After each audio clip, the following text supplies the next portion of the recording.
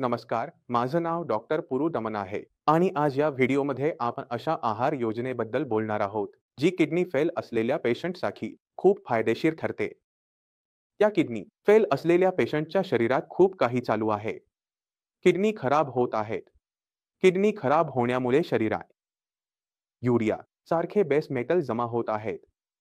जर आपण पेशंटचं खाणं-पिणं बदललं, तर पेशंटच्या शरीरात वेस्ट मेटल बनणं कमी होतं आणि जेव्हा वेस्ट मेटल कमी बनतं, तेव्हा ते रक्तात कमी जमा होतं. रिपोर्ट्स बदलत आहेत.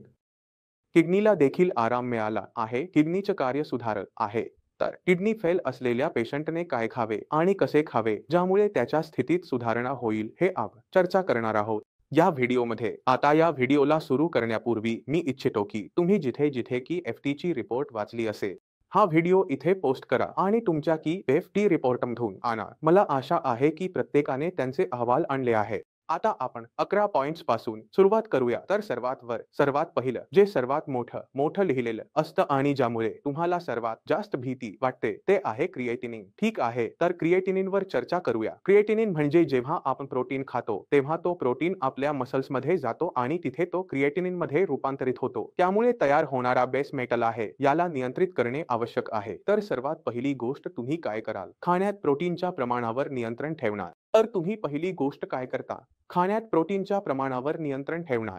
तुमच्या रिपोर्टमध्ये टोटल प्रोटीन असेल. टोटल प्रोटीन नॉर्मल व्हॅल्यूच्या आत आहे का ते पहा. नॉर्मल असल्यास शरीराला प्रोटीनची आवश्यकता नाही. एकूण प्रथिने तपासा आणि ते सामान्य मूल्याच्या आत आहे का ते पहा. ज्यांच्या पेशंटच्या रिपोर्टमध्ये टोटल प्रोटीन नॉर्मल व्हॅल्यूच्या आत आहे, त्यांच्या शरीराला प्रोटीनची आवश्यकता नाही. ते पेशंट स्वतःला प्रोटीन फ्री डाएटवर ठेवू शकतात. म्हणजे दूध बंद करू, डाळी बंद करू, दुग्ध व्यवसाय बंद करू. आपण कोणत्याही प्रकारचा प्रोटीनचा इंटेक पूर्णपणे थांबवणार. तुमच्या मनात प्रश्न असेल की प्रोटीन खाल्ल्यास शरीराला कसे होईल? याचं उत्तर मी थोड्या वेळात देईन. ज्यांच्या रिपोर्टमध्ये प्रोटीन 9 पेक्षा कमी आहे, त्यांनी डाएटमध्ये प्रोटीन बंद करू नये. कोणता प्रोटीन खाणं महत्त्वाचं आहे? लाईट प्रोटीन म्हणजे शाकाहारी प्रोटीन घ्या. तुम्ही कोणता प्रोटीन खाणार आहात? आता हे महत्त्वाचं होतं. त्यामुळे तुम्हाला लाईट प्रोटीन घ्यायचं आहे. लाईट प्रोटीन म्हणजे शाकाहारी प्रोटीन. जसे आपल्या डाळी असतात तशा तुम्ही घेऊ शकता. पण आपण एग, नॉन-व्हेज, चिकन आणि मटण हे पूर्णपणे बंद करणार आहोत. हे सुरू करण्याबद्दल तुम्ही खाण्याबद्दल विचारही करणार नाही. आता तुमच्या मनात काही प्रश्न येत असतील, की आपल्या शरीरात कमजोरी येईल. नाही. जितकेही जैन लोक असतात, ते नॉन-व्हेजला हातही लावत नाहीत. त्यांच्या शरीरात कोणत्याही प्रकारची टेपची कमतरता नसते, हेच डाळी खात असताना. तर जर तुम्ही ह्या डाळी खात राहिलात, तर तुमच्या शरीरात कोणत्याही प्रकारची कमतरता येणार नाही आणि हे सिद्ध झालं आहे. ताण घेऊ नका. आता आपण त्या गोष्टीकडे जातो, जे आपण आधीच सांगितले होते, की क्रिएटिनिन नियंत्रित करण्यासाठी जर आपण प्रोटीनचा इंटेक पूर्णपणे थांबवला, तर आपल्या शरीरात काही समस्या येईल का? जर पाहिलं तर जास्तीत जास्त पेशंटमध्ये काही समस्या होत नाही. याचं कारण असं आहे, की खाण्यात आपण कार्बोहायड्रेट चांगल्या प्रमाणात घेत आहोत, रोटीही खात आहोत, भातही खात आहोत. डायबिटीजच्या स्तरावर अवलंबून आहे, की आपण काय खात आहोत. जेव्हा आपण चांगल्या प्रमाणात खाणं खातो आणि कार्बोहायड्रेट घेत असतो, तेव्हा शरीर ते आपोआप प्रोटीनमध्ये रूपांतरित करतो. म्हणजेच जर मला 10 युनिट प्रोटीनची आवश्यकता असेल, तर शरीर 10 युनिट तयार करेल. ठीक आहे. पण ती एक्स्ट्रा तयार करणार नाही. ती अशा 20 पण तयार करेल. प्रोटीन फ्री डाएट प्रौढांसाठी चालते. हे 18 वर्षांवरील प्रौढांसाठी आहे. 18 वर्षांखालील मुलांना प्रोटीन फ्री डाएट टाळा. कारण त्यांची वाढ चालू असते. प्रोटीन मिळाल्यास वाढ थांबेल. हे फक्त त्यांच्यासाठी आहे जे पूर्णपणे प्रौढ आहेत, 18 वर्षांच्या वर आहेत. 18 वर्षांखालील जितकेही लोक आहेत, जितकेही मुले आहेत, जितकेही पेशंट आहेत, त्यांना प्रोटीन फ्री डाएटवर अजिबात जाऊ नये. कारण त्यांची वाढ चालू असते, शरीर वाढत असते, टिश्यू बनत आहे, सर्व काही बनत आहे. जर त्याला प्रोटीन मिळणार नसेल, तर आपली वाढ थांबेल. त्यामुळे 18 वर्षांखालील किंवा 16 वर्षांखालील लोकांना प्रोटीन खाणं आवश्यक आहे. डाळींपासून खाणं आवश्यक आहे आणि त्यापेक्षा मोठ्या पेशंट्सना आम्ही रिपोर्टच्या आधारे पाहून खाणं आवश्यक आहे.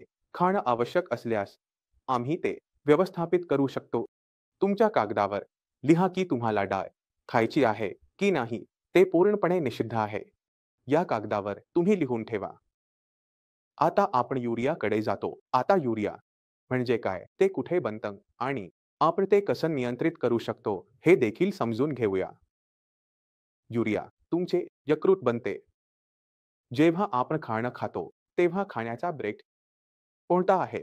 जेव्हा आपण काही खाल्लं, खूप खाल्लं, सारा घी खाल्ला किंवा आपण पुऱ्या खाल्ल्या, भटुरा खाल्ल्यावर यकृताला जास्त काम करावं लागेल किंवा आपण रोटी आणि भात खाल्ला, त्यातही यकृताला जास्त काम करावं लागेल. त्यामुळे जर आपण भटुरा किंवा पुऱ्या जास्त खाल्ल्या, तर आपलं यकृत जास्त काम करतं आणि जेव्हा ते जास्त काम करतं, तेव्हा जास्त युरिया तयार करतं. तुम्ही पचवायला कठीण असलेली कोणतीही गोष्ट आपल्या शरीरात ठेवलेली नाही. त्यामुळे सर्वात पहिली गोष्ट तुम्ही काढाल ती म्हणजे तळलेले अन्न. कारण ते पचवायला कठीण असतं. दुसरी गोष्ट जी तुम्ही काढाल, ती म्हणजे तुमचं प्रोटीन आहे. प्रोटीनची चर्चा आपण आधीच केली आहे. त्यामुळे आता इथे त्यावर पुन्हा चर्चा करणार नाही. जे काही पचवायला कठीण आहे, ते यकृतासाठी काम करून येतं. त्यामुळे खाण्यावर युरिया वाढेल, हे लक्षात ठेवा. आता खाण्यात आपली रोटी झाली, कोरडा पराठा झाला, पराठा म्हणू नका, रोटी म्हणायला हवी. तुम्ही स्टफ रोटी खाल्ली, तर त्यात तुमचा युरिया खूप कमी तयार होतो. तुमचे शरीर खूप चांगल्या पद्धतीने जगतं. जे पेशंट डायबेटिक आहेत, त्यांनी भात खाऊ नये. जे पेशंट डायबेटिक नाहीत, ते भात खाऊ शकतात, पण त्यासोबत 1 किंवा 2 रोटी घेणं समजदारीचं असतं. जर तुम्ही खाण्यात इतका बदल केला, तर युरिया अतिरिक्त बनणं थांबून जातं. युरियामुळे शरीराला लक्षणे दिसत नाहीत. शरीर खूप चांगल्या पद्धतीने जगतं. आता आपण तिसऱ्या महत्त्वाच्या गोष्टीकडे जातो, ज्याबद्दल तुम्हाला सर्वांना खूप कमी माहिती असेल. ती म्हणजे तुमच्या रिपोर्टमध्ये पोटॅशियम कमी आहे. त्यामुळे ते मसल्समध्ये ताकद देत आहे. ताकद देणं हे आहे. जर पोटॅशियमची मात्रा आवश्यकतेपेक्षा जास्त वाढली, तर ते तुमच्या मांसपेशींमध्ये थकवा निर्माण करतो. आता तुमचे जे हृदय आहे, ते देखील मांसपेशींचं बनलेलं आहे. पोटॅशियमचे स्तर वाढले, तर त्याचा सर्वात वाईट परिणाम आणि त्याच्या फेल होण्याचे, त्याच्या कार्डियक अरेस्ट होण्याचे चान्सेस खूप वाढतात. याच कारणामुळे जर तुमचं किडनी लेवल नॉर्मल असेल तरी पोटॅशियम आपल्याला मनसह ओलांडत आहे, तर अशा केसेसमध्ये किडनी फेल न होता देखील डायलिसिस करावं लागतं. पोटॅशियम काढण्याचं कारण काय आहे? नाहीतर ते हलकं होऊन जातं. पोटॅशियम शरीरात तयार होत नाही. हे फक्त खाण्यातून येतं. हे पोटॅशियम शरीरात अगदीच तयार होत नाही. ते फक्त एक गोष्ट आहे, ती म्हणजे आपलं खाणं. आता जेवणाच्या आत काय करायचं? पोटॅशियम जास्त असलेल्या गोष्टींवर नियंत्रण आवश्यक आहे. पोटॅशियम प्रत्येक खाण्यात आहे. कोणतंही फळ, भाज्या, रोटी, भात खाल्लं तरी पोटॅशियम असणारच आहे. जास्त पोटॅशियम असलेल्यांना खाण्यातून दूर ठेवावं लागतं. जमिनीच्या खाली लागणाऱ्या ब्राऊन भाज्यांमध्ये पोटॅशियम जास्त असते. त्यामुळे पोटॅशियमचे प्रमाण जास्त असलेल्यांना अन्नापासून दूर ठेवावे लागेल. तुमचा पेपर पेन घेऊन तयार व्हा आणि सुरू करा. भाज्यांच्या श्रेणीत ज्या भाज्या जमिनीच्या खाली लागतात, त्या ब्राऊन रंगाच्या असतात. त्यांच्यात पोटॅशियमची मात्रा जास्त असते. मी उदाहरण देतो. आलू, शकरकंदी, अरबी, जिमीन, कमलककडी यामध्ये पोटॅशियमची मात्रा जास्त असते. आहारातून ते काढून टाका. अशा प्रकारे प्रत्येक एक पानभाज्या ज्या हिवाळ्यात खूप चांगल्या येतात. आजकाल हिवाळ्यात मेथी, पालक, धुळा, चवलाई खूप येत आहेत. आपल्या स्वतःच्या हिरव्या भाज्या बनवू नका. म्हणजे जर मी मेथीच्या रोटीला आट्यात गूळ घालून खाणार असेन, तर खाऊ शकतो. जर मला पालकाची भाकरी खायची असेल, तर मी ती खाऊ शकतो. पण मी त्याला कुकरमध्ये टाकून शिजवून त्याचं साग बनवू शकत नाही. या गोष्टीचं लक्ष ठेवा. जर तुम्ही दुसरी हिरवी भाज्या जसं की मेथी, चवलाई खाणार असाल, तर त्यात इतर भाज्या जसं गोबी, गाजर, मटर यांचा समावेश करून मिक्स भाज्या बनवू शकता. पण फक्त आणि फक्त जुलैमध्येच म्हणजेच भाज्या खाऊ नका. हे एवढं केलं की तुम्ही पोटॅशियमची मात्रा खूप चांगली नियंत्रित करू शकता. भाज्यांमध्ये फक्त एवढंच नियंत्रण ठेवायचं असतं. आता आपण फळांवर जातो. कोणती फळं आपल्याला खाणं आवश्यक आहे आणि कोणती फळं खाणं टाळावीत. पोटॅशियम जास्त आहे, तर एक छोटीशी लिस्ट आहे ती तुम्ही नोट डाऊन करू शकता. त्यामुळे तुमच्यासाठी खूप चांगलं राहील. आपण सर्वात पहिल्यांदा सर्वात धोकादायक फळाने सुरुवात करूया आणि ते म्हणजे केळीमध्ये खूप प्रेम आहे, आपण ते करणार नाही. दुसरे म्हणजे आपण सर्वात मऊ फळे खातो, ज्याचं YouTubeवर खूप प्रचार केलं जातं आणि जे धोकादायक असतं ते म्हणजे तुम्ही हे खाणं टाळा, हे लक्षात ठेवा. तिसरी गोष्ट म्हणजे ताकद मिळवण्यासाठी आपण ड्रायफ्रूट खातो. किडनी पेटंट ताकद मिळविण्यासाठी कोरडे खाऊ शकत नाही. कुठल्याही किमतीत, जरी ते काजू, बदाम, किशमिश, मुनक्का असो, तुम्हाला दाखवले जात असलेले कुठलेही ड्रायफ्रूट कुठल्याही प्रमाणात दाखवले जात असले तरी यामुळे रक्त तयार होतं. यामुळे ताकद येते. येते. प्रोटीनसह येते. त्यामुळे स्वतःचे प्रयोग करू नका. सत्तेच्या हव्यासापायी एखाद्याचा जीव जातो. त्यामुळे ड्राईव्ह फळे पूर्णपणे तुमच्यापासून दूर राहतील.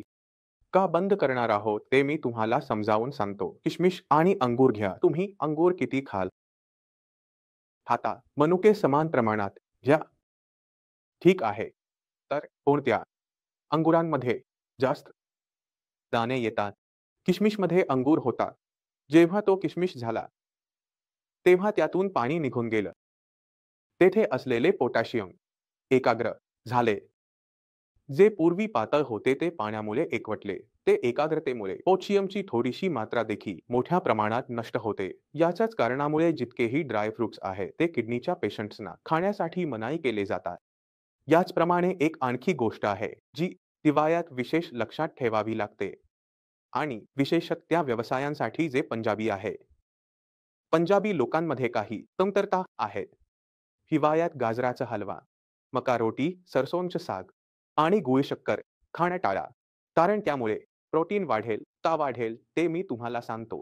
दुसरी गोष्ट मी तुम्हाला काय सांगितलं होतं, तुम्हाला सरसोंचं साग का टाळायला सांगितलं आहे, हे तुम्हाला चांगल्या प्रकारे आधीच समजलं असेल. तिसरी गोष्ट जी आपण सांगितली ती म्हणजे गाजराचा हलवा. तुम्ही गाजराचा हलवा खाऊ शकता. खोया याचं लक्षात ठेवून आपण याबद्दल पुढच्या व्हिडिओमध्ये चर्चा करू. पण गूळ म्हणजे गन्यापासून बनतो. गन्ना घेतला जातो, गन्याचा रस तयार केला जातो आणि त्याला उकळून गूळ बनवला जातो. यानी इतक्या साया गन्यातील पोटॅशियम गुळमध्ये कॉन्सन्ट्रेट होऊन जातो. तर थोडेसे जर आपण गूळ खातो तर पोटॅशियमची मात्रा खूप जास्त होते.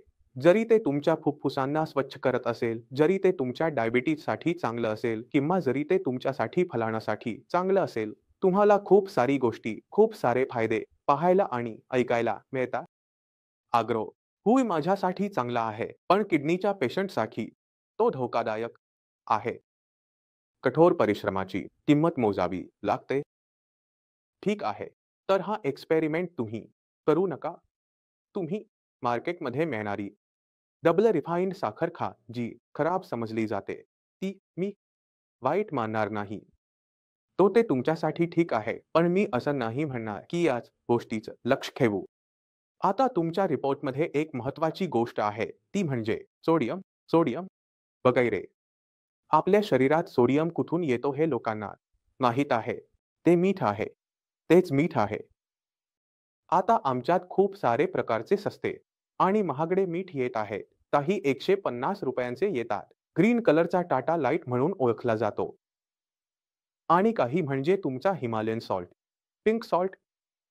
बाजारात अनेक प्रकारचे मीठ आहे. किडनी फेलियर पेशंटसाठी योग्य मीठ निवडणे कठीण आहे. आम्ही हे सोपे कसे करू शकतो ते सांगणार आहोत. महागड्या हिमालयन सॉल्टबद्दल बोलूया. हे पर्वतांमध्ये पाण्याला थांबवून बाष्पीभूत झाल्यावर उरलेले मीठ आहे.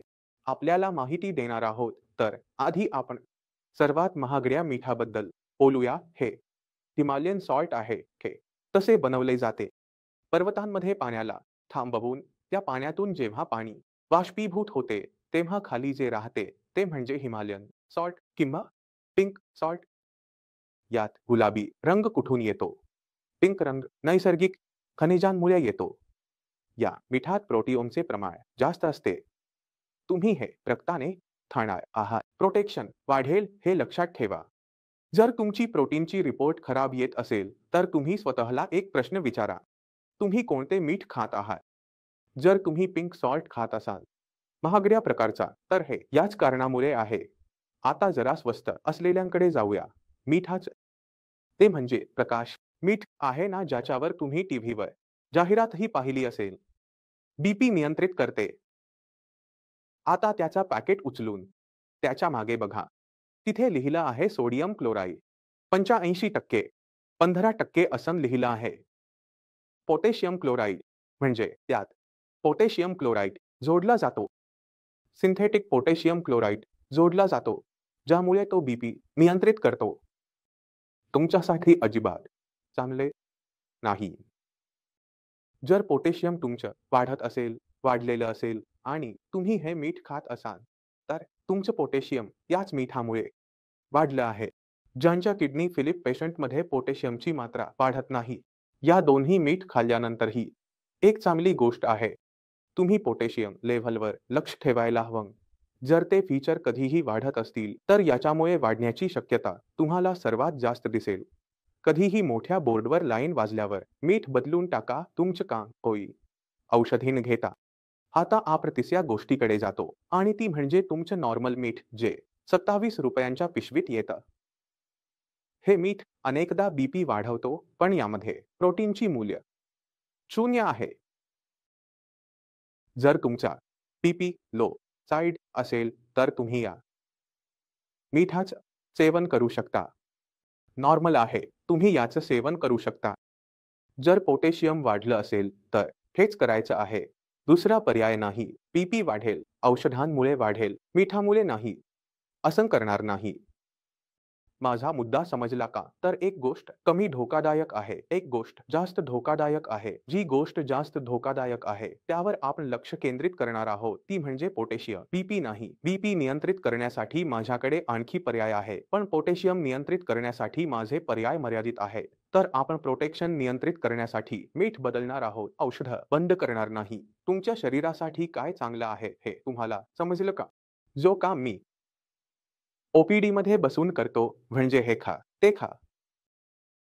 आज मी या व्हिडिओद्वारे तुम्हाला सगळं ज्ञान देत आहे. कृपया ते चांगलं समजून घ्या. वारंवार तुमच्या मोठ्या सेम क्वेश्चन्समध्ये जातात. ठीक आहे. आता पुढे जाऊया. आता तुमच्या रिपोर्टमध्ये कॅल्शियम, फॉस्फरस येत आहे. कॅल्शियम आणि फॉस्फरस तुम्ही खाण्याद्वारे नियंत्रित करण्याचा प्रयत्न केला, तर तुमचं खाणं पूर्णपणे संपून जाईल. मी कधीही माझ्या पेशंट्सना खाण्यात इतका टाईट करू इच्छित नाही की खाण्यासाठी काहीही वस्तू उरलेली नाही. कॅल्शियम, फॉस्फरस, पोटॅशियम हे सर्व काही खाण्यातच आहे आणि काही ना काही तुमच्या शरीरात नक्कीच जाईल. तर तुम्ही जर मनाने पूर्णपणे सगळं खाल्लं, दुधाच्या वस्तू कमी केल्या, बंद केल्या, प्रोटीन सोडून दिलं, तर 99.99% केसेसमध्ये गोष्टी सोडविल्या जातात आणि वेगळं काही प्रिकॉशन घेण्याची गरज भासत नाही. मग तुम्ही काय करता? Googleवर जा. कॅल्शियम समृद्ध खाद्यपदार्थ शोधा. बघा, लग्न बंद झालं आहे. फॉस्फरस समृद्ध खाद्यपदार्थ शोधा. लग्न आधीच बंद झालं आहे. त्यांना व्यवस्थापित करण्यासाठी आपल्याला आणखी काही गोष्टी समजून घेण्याची गरज नाही. थोडंफार खाणं जाईल, पण तुम्ही त्याला व्यवस्थापित करू शकता. औषधांच्या मदतीने जीवन सोपे होतं, पण जीवन प्रशिक्षण नाही, हे लक्षात ठेवा. जर तुमच्या रक्तात फॉस्फरस वाढत असेल, तर फॉस्फरस तुम्हाला शरीरात वेदना देईल. तुमच्या बोनसला वीक करेल, पण तुमचं काही नुकसान करणार नाही. ठीक आहे. तर आपण त्याला कॅल्शियम आणि व्हिटॅमिन डीने पूर्ण करू शकतो. म्हणूनच आपल्याला ताण येत नाही. मार्केटमध्ये फॉस्फरस बाइंडर्स उपलब्ध आहेत, जे खूप सहजपणे काम करतात. म्हणूनच याला नियंत्रित करण्यासाठी आहाराच्या मदतीची खूप आवश्यकता नसते. आता मी अपेक्षा करतो की तुमच्या के-एफ-टी रिपोर्टमध्ये जितकीही लेव्हल्स होती, जितकीही गोष्टी होत्या, त्यातली जास्तीत जास्त गोष्टी कव्हर झाल्या आहेत. फक्त क्लोराईड आणि इतर काही गोष्टी राहिल्या आहेत. पण जेव्हा तुम्ही सोडियम नियंत्रित कराल, तेव्हा क्लोराईड आपोआप नियंत्रित होतो. त्याला समजून घेण्याचा प्रयत्न तुम्ही करू शकता, पण मला त्याचे स्पष्टीकरण देण्याची गरज नाही. आता आपण खाण्याबद्दल बोलूया. तर हे झालं. एक गोष्ट जी रिपोर्टमध्ये नाही, ती म्हणजे तुमच्या शरीरात पाणी किती असायला हवं. आपण जेव्हा खाणार आहोत, तेव्हा पाणी पिणं तर आवश्यक आहेच आणि शरीराचं 70% तर पाण्यातच आहे. तर जर पाणी आपल्या शरीरात जास्त असेल तर सूज येऊ शकते, पाण्याने भरले जाऊ शकते, निमोनिया होऊ शकतो आणि आमच्या आरोग्यावर परिणाम होऊ शकतो. आणि जर आपण पाणी कमी पिलं तर आपल्या शरीरात किडनीजवळ पाणी राहणार नाही, त्यामुळे युरिया तयार होणारच नाही. आता हायड्रेशन होईल तर शरीरात पाण्याची योग्य मात्रा असणे खूप महत्वाचे आहे. आता पाण्याची योग्य मात्रा आपण कशी ठरवू शकतो? हायड्रेशन होईल तर पाण्याची योग्य मात्रा आपल्या शरीरात असणे खूप महत्वाचे आहे. आता पाण्याची योग्य मात्रा आपण कशी ठरवू शकतो? काही लोकांना पाऊस जास्त येतो. सर्वांना पाणी पाजू शकतो, पण समजून घ्या की शरीराला पाण्याची कमी होते तेव्हा ते इशारा करते. आता सर्वांना आपण समान पाणी पाजू शकतो, पण तुम्हाला समजून घ्यायला हवे की तुमच्या शरीराला जेव्हा पाण्याची कमी होते तेव्हा ते तुम्हाला इशारा करते. काय इशारा करते? गळा कोरडा होतो, तोंड कोरडं होतं, म्हणजे शरीरात पाण्याची कमी होत आहे. पाणी पिणं आवश्यक आहे. किती प्रमाणात पिणं आहे, किती क्वांटिटीमध्ये पिणं आहे, हे आता महत्त्वाचं होऊन जातं.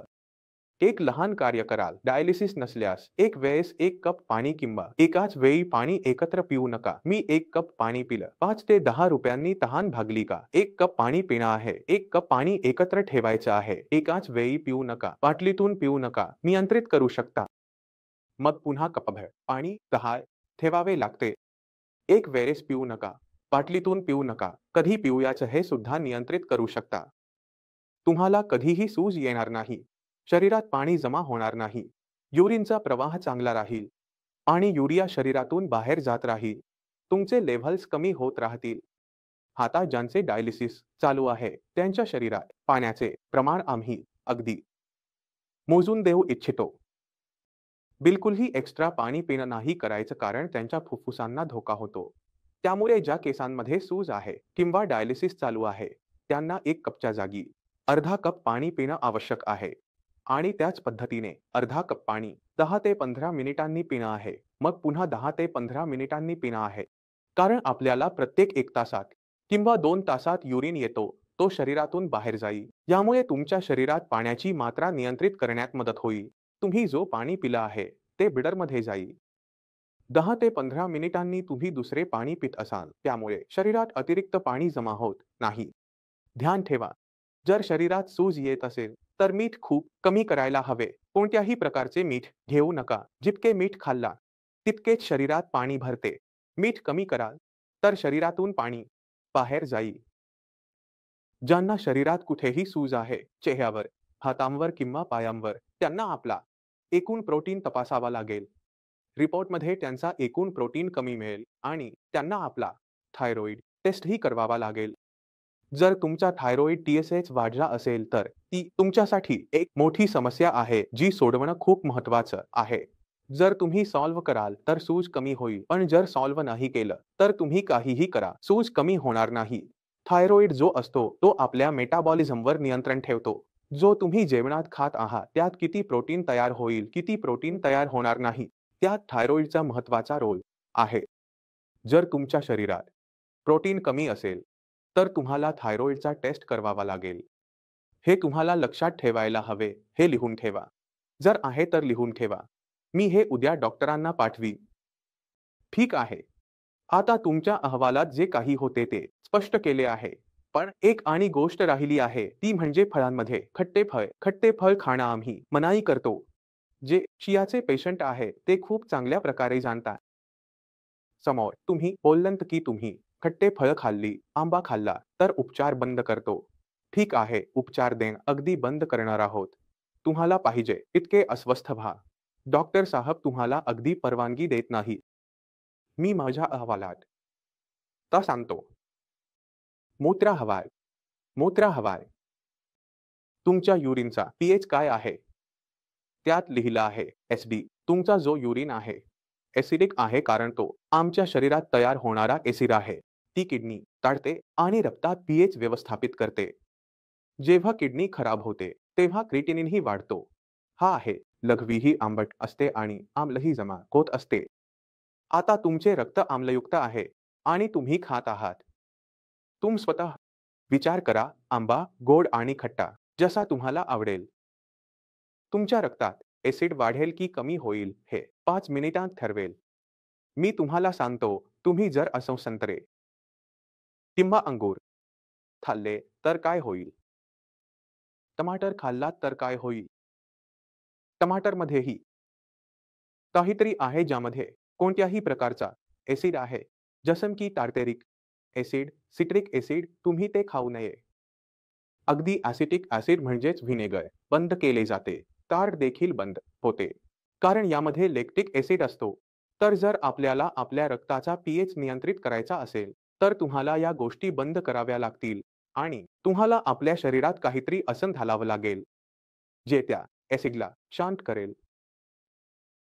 हात जळला तर दूध लावतो, आतून जळतंय तर सोडा घालतो, पोटात जळण, ॲसिडिटी असेल तर सोडा पितात, बेकिंग सोडा घेतात. बायकार्बोनेट टेस्ट आवश्यक आहे. महाग आहे पण आवश्यक. ती चूक अनेक पेशंट करतात. अशा प्रकारे जेव्हा आपल्याला आतून जळतंय, तेव्हा आपण त्यात काहीतरी असं घालणार आहोत जे त्याला न्यूट्रलाइज करेल आणि ते असतं सोडा. जसं तुमच्या पोटात खूप जळण होत आहे, आग लागली आहे, ॲसिडिटी आहे, तर तुम्ही काय करता? सोडा पितात. तर अगदी तसंच आपण सोडा पावडर बेकिंग सोडा घेणार आहोत. बेकिंग सोडाचे जास्तीत जास्त पेशंट आधीच घेत असतात, जे नोडॉसिस सोडाच्या अनेक नावांनी ओळखले जातात. सोडा नेट आहे, तर हे टॅबलेट घेत राहा. आणि जेव्हा तुम्हाला एसटी करायचं असेल, तेव्हा तुम्हाला फक्त बायकार्बोनेट सीरम किंवा बायकार्बोनेटचा टेस्ट करावा लागेल. महाग आहे. मला माहिती आहे, पण करावा लागेल. ही एक अशी चूक आहे, जी जास्तीत जास्त पेशंट करतात आणि अनेकदा याची किंमत खूप मोठी चुकवावी लागते. जर तुमचं असं वाढत असेल, तर तुम्ही हे टेस्ट कराल, तुम्हाला कल्पना येईल, की किती पेशंट प्यासे असतात. त्यामध्ये आपण लक्ष ठेवतो, की चुकूनही वाढू नये. जर असम वाढत असेल आणि बायकार्बोनेट कमी होत असेल, तर त्यात लगेच ॲक्शन घेणं आवश्यक आहे. ते मंथली बेसिसवर करावं लागतं. जर तुमचं असम नियंत्रणात राहिलं, तर एक स्थिती असते मेटाबॉलिक ॲसिडोसिस, जी शरीरात सुरू होत नाही आणि जी किडनीला खूप जलद खराब करते. ज्यामध्ये किडनी सी-के-डी-सी एक मध्ये जाते. सी-के-डी म्हणजे किडनी हळू खराब होत आहे आणि ई-के-डी म्हणजे खूप जलद कमी वेळात खराब होत आहे.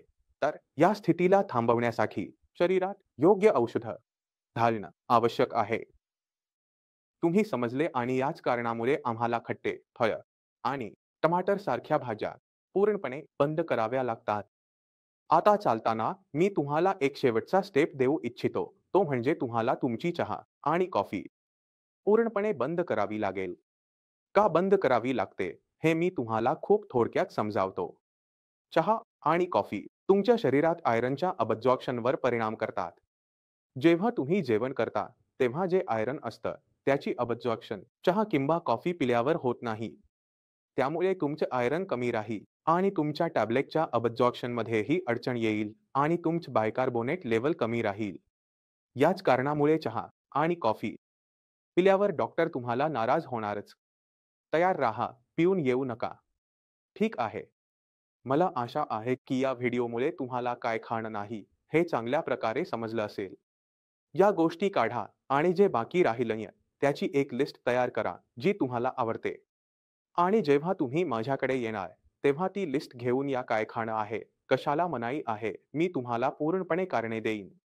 तुम्ही नेटवर शोधा. तुम्हाला उत्तर मिळेल की डॉक्टरांनी जे सांगितलं ते सत्य आहे की असत्य. आता मी जातो. थकले आहे. पुढच्या व्हिडिओमध्ये भेटू. तोपर्यंत नमस्कार.